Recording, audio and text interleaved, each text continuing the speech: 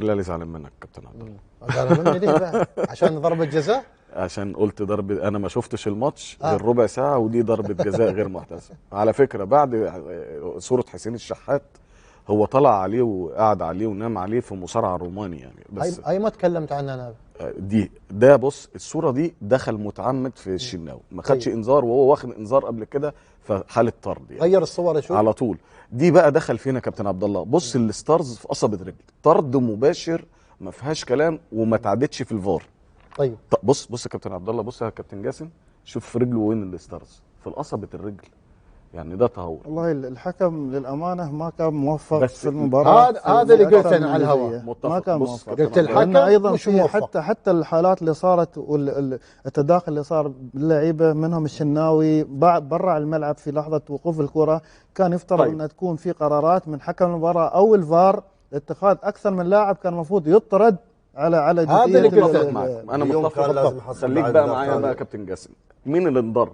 اللي ليه طردين وضربتين جزاء ولا مين؟ ما احنا لازم هنا انا ما بروح لاحصائيات طيب. كم العدد، لكن انا اقول الحكم ما كان طيب. موفق على الجانبين. هذا اللي قلت انا، على الجانبين، الذي على الاهلي وعلى يحاسب على بيراميدز. ما فعله، الذي يحاسب على لقطه الشناوي وعلي معلول.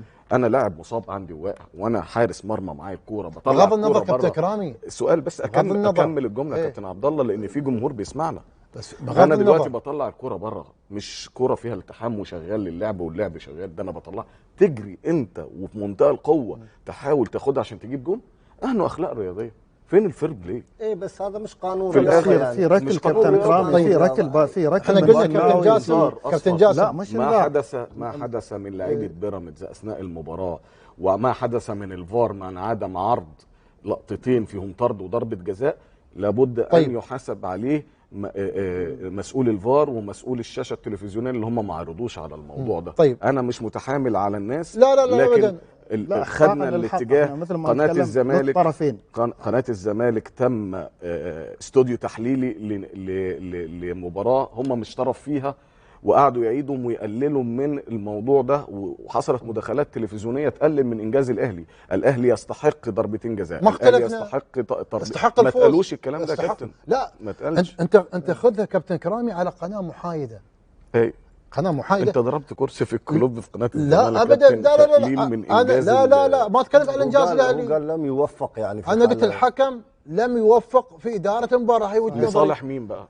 انا ما اتكلم لصالح معين. لمن استفاد؟ انا شوف، انا الحين اقول لك اياها وانتم موجودين شباب. قول يا كابتن. فريق الاهلي استحق السوبر، تمام، مشتق الى من الاهلي. انا ما قلت ان فريق الاهلي ما استحق السوبر، قلت ان حكم المباراه ما كان قد المباراه. هاي وجهه نظري الشخصيه. بالعكس استحق الاهلي وجمهور الاهلي استحق الحضور وفعال. في اكثر من كذي كابتن كرامي؟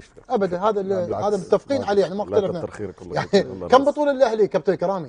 لحظه، كم بطوله الاهلي؟ الاهلي 146. هذا كانت بطوله، شو اللي بطوله واحده بس السوبر. عبد الله لأن بعض الكلام للاسف يفسر على طريقه الميول او طريقه التعصب. بالضبط. بالعكس فريق الاهلي يستحق البطوله، وحتى في مؤثرين اهلاويين يعطيهم الصحه والعافيه. اذا في نقطه معينه ممكن احنا نعدلها، ممكن نتاسف عليها بعد، ما في مشكله. الاهلي جمهور عظيم وكبير. والله عبد الله ترى نجاح البطوله والسوبر هذا بحضور الجماهير. جمهور الاهلي الدنيا حمراء. هذا الحلو. بالعكس شو تبغى اكثر عن نشيد فيهم احنا. وانا ما حضرتش الماتش. انت عندك ماتش الحمريه خلصت ما شاء الله، مبروك. انت جايب بطولتين. يستاهل. طيب ولا يظل حلاوه كيك شيء. طيب